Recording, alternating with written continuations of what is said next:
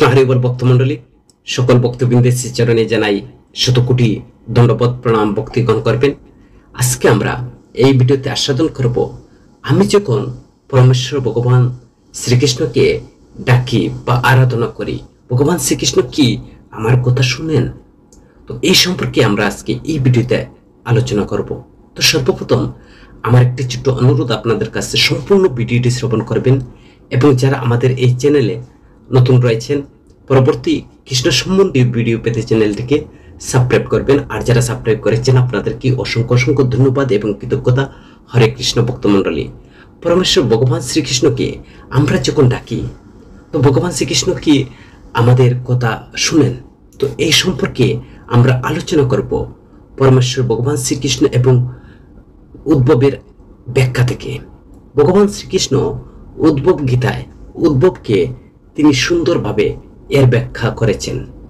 তো যখন আমরা পরমেশ্বর ভগবানের প্রতি বা আমরা ভগবানকে আরাধনা করি তো ভগবান কিভাবে তিনি তা শ্রবণ করেন বা তিনি শুনেন।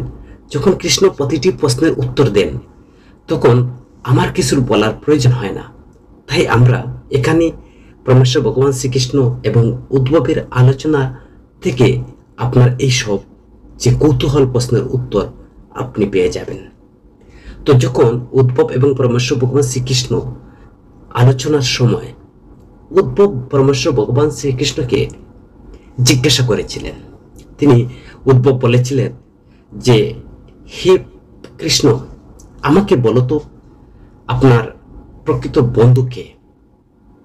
তো তার উত্তরে পরমেশ্বর ভগবান শ্রীকৃষ্ণ বললেন, হে উদ্ভব, প্রকৃত বন্ধু সেই যে তার অভাবী বন্ধুকে যে সাহায্য করে, তার কাছ থেকে কিছু না চেয়েও সে তার অভাবী বন্ধু বান্ধবকে বা পরিজনকে যে সহযোগিতা করে, সে হচ্ছে প্রকৃত বন্ধু। তো উদ্ভব পরমেশ্বর ভগবান শ্রীকৃষ্ণকে জিজ্ঞাসা করলেন, তুমি যে পাণ্ডবদের একজন প্রিয় বন্ধু ছিলে, এটা তো আপনি বারবার ভগবদ্গীতায় বলেছেন যে হে অর্জুন, তুমি আমার প্রিয় বন্ধু, তোমার চেয়ে প্রিয় নেই। তুমি যখন পাণ্ডবদের একজন প্রিয় বন্ধু ছিলে, তো বন্ধু হিসাবে আপনি তাদের যে বিপদের সময় আপনি কতটুকু তাদেরকে আপনি সহযোগিতা করেছেন।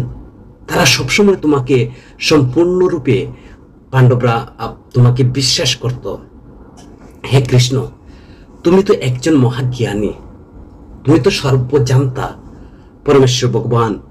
তো তুমি অতীত, বর্তমান এবং ভবিষ্যৎ সম্পর্কে সবকিছু জানো, তুমি অত্যন্ত মহান জ্ঞানী।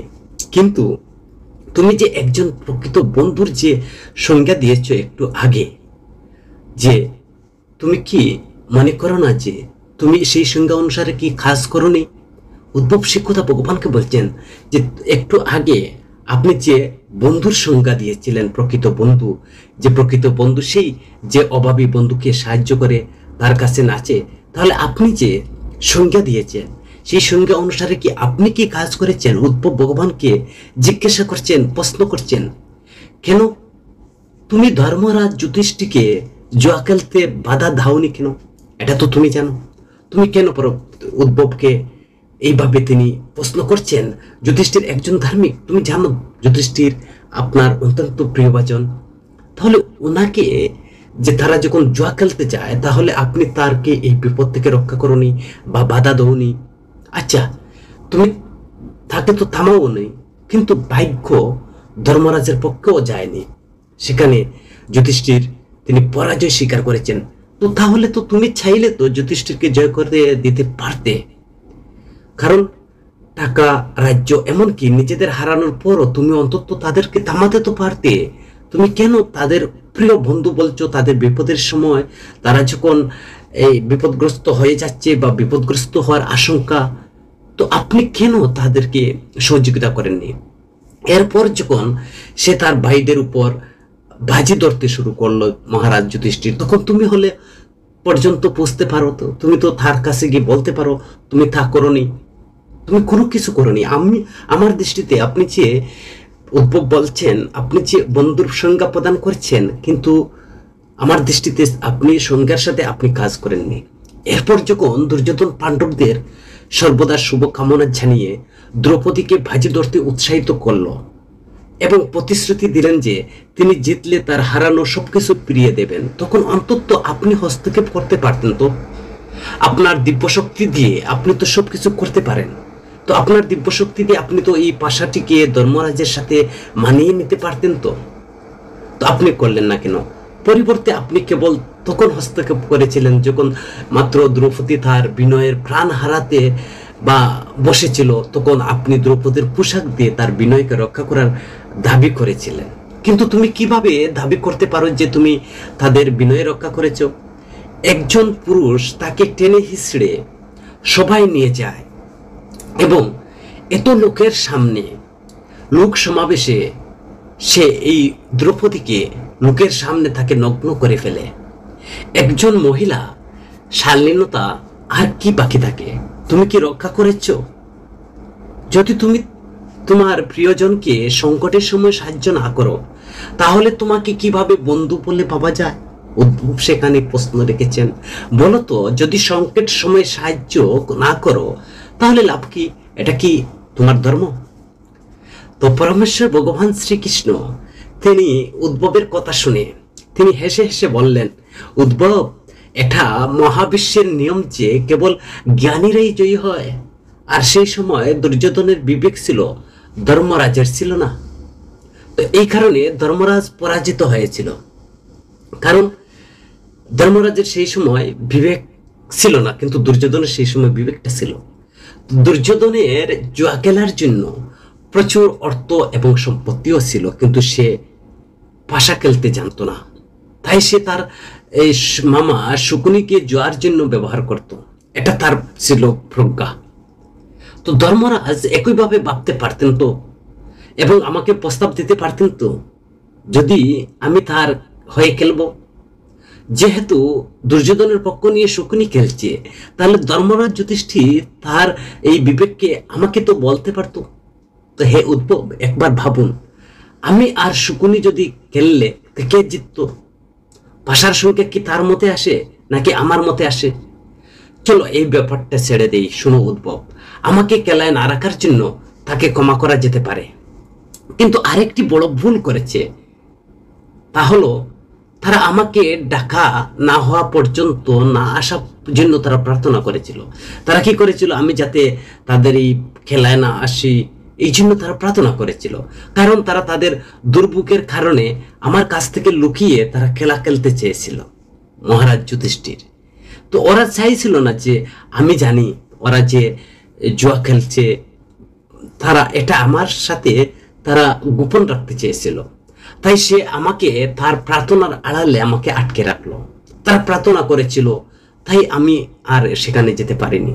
আমাকে হল ঘরে ঢুকতে দেওয়া হলো না।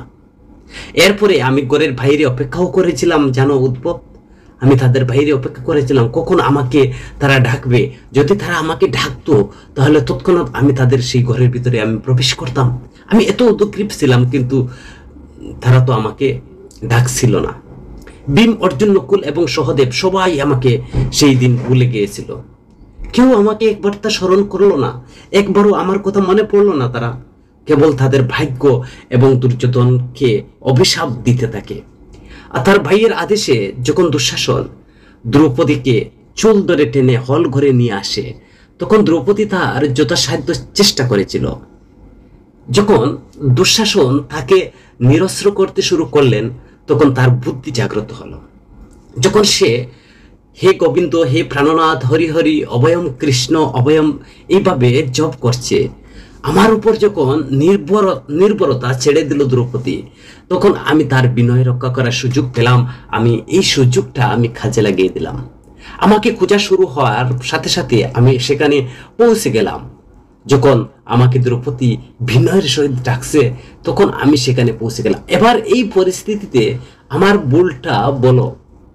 উদ্ভব তখন পরমেশ্বর ভগবান শ্রীকৃষ্ণকে বললেন, কৃষ্ণ, তোমার ব্যাখ্যা অবশ্যই কার্যকর, কিন্তু আমি সম্পূর্ণরূপে সন্তুষ্ট নই।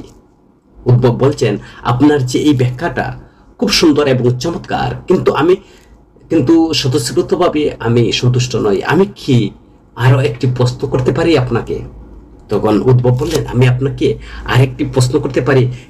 পরমেশ্বর ভগবান শ্রীকৃষ্ণের অনুমতি নিয়ে উদ্ধব তিনি আরেকটি প্রশ্ন করতে লাগলেন এবং তিনি প্রশ্ন করছেন যে তুমি কি তোমার ভক্তকে বিপদে সাহায্য করার জন্য স্বয়ংক্রিয়ভাবে আসবে না? কৃষ্ণের অনুমতি নিয়ে তিনি যখন প্রশ্ন জিজ্ঞাসা করলেন, বললেন এর মানে হলো যখন তোমাকে ডাকা হবে তখন তুমি আসবে, আর তুমি কি তোমার ভক্তকে বিপদের সাহায্য করার জন্য বা স্বয়ংক্রিয়ভাবে আপনার তরফ থেকে বা আপনি ইচ্ছাকৃতভাবে আসবেন না? তো এই কথা শুনে পরমেশ্বর ভগবান শ্রীকৃষ্ণ তিনি আবার হেসে হেসে বললেন, হে উদ্ধব, এই যে ব্রহ্মাণ্ডে প্রত্যেকের জীবন তার নিজস্ব কর্মের ভিত্তিতে পরিচালিত হয়। আমি এটি পরিচালনা করি না কিন্তু, বা এতে হস্তক্ষেপ করি না। আমি কেবল একজন সাক্ষী হিসাবে, আমি সর্বদা আপনার কাছাকাছি থেকেও কি ঘটছে আমি তা শুধুমাত্র পর্যবেক্ষণ করি।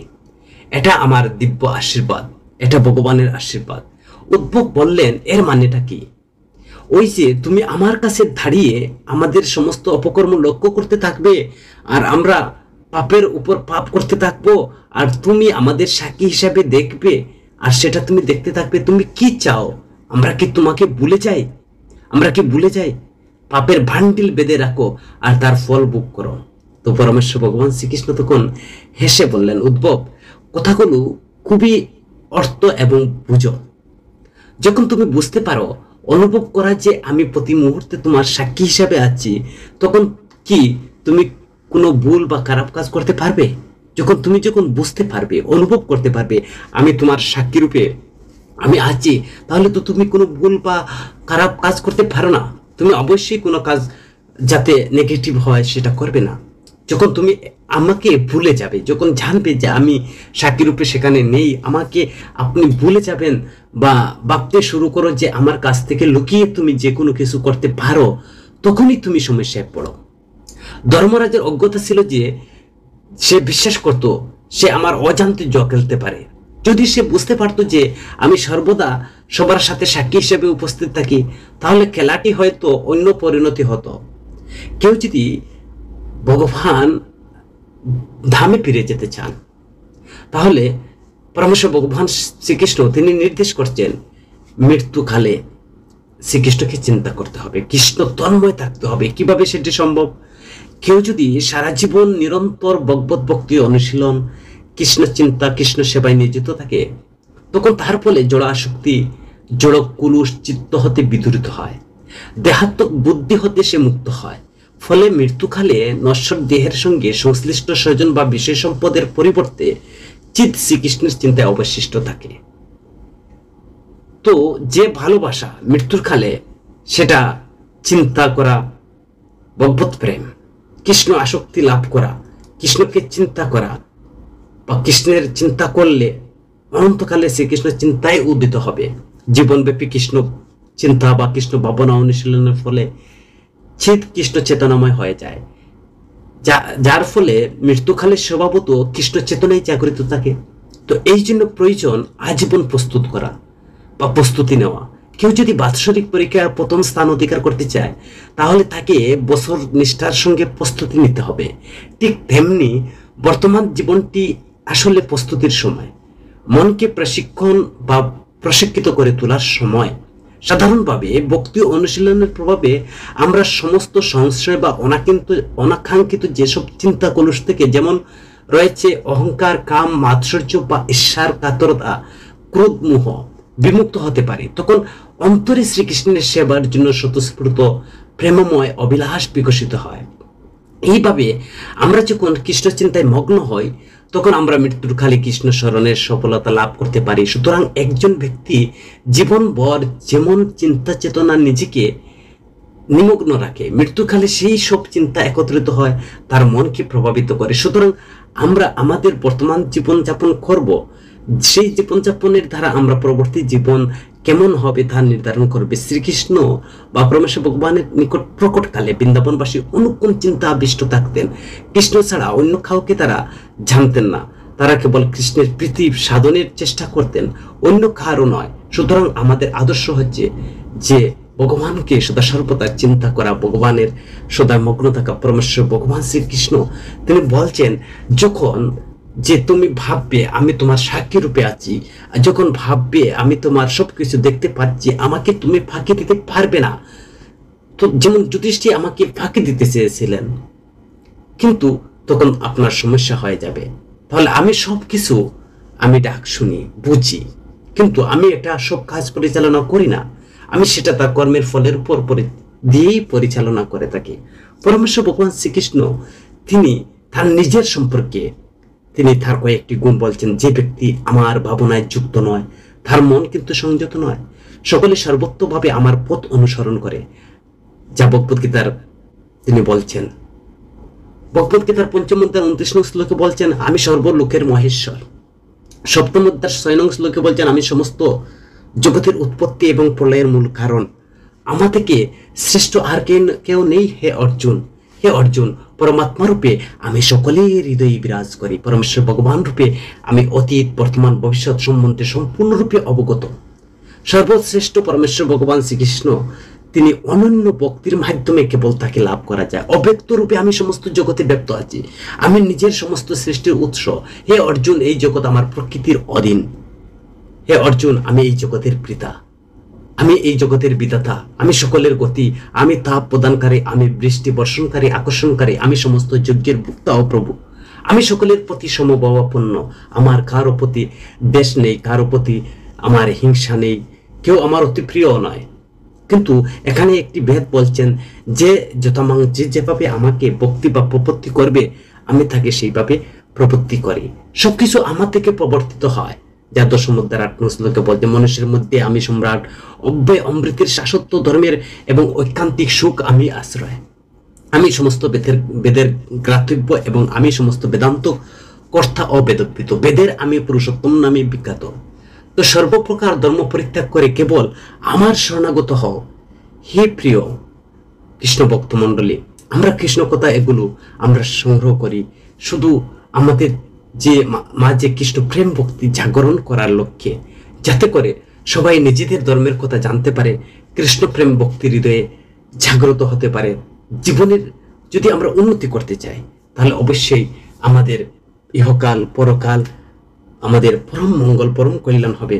যদি ভিডিওটি ভালো লাগে আপনার পরিচিত ৪-৫ জন বন্ধু বান্ধবের কাছে ভিডিওটি শেয়ার করবেন এবং আপনার মন্তব্য কমেন্ট করে জানাবেন। হরে কৃষ্ণ।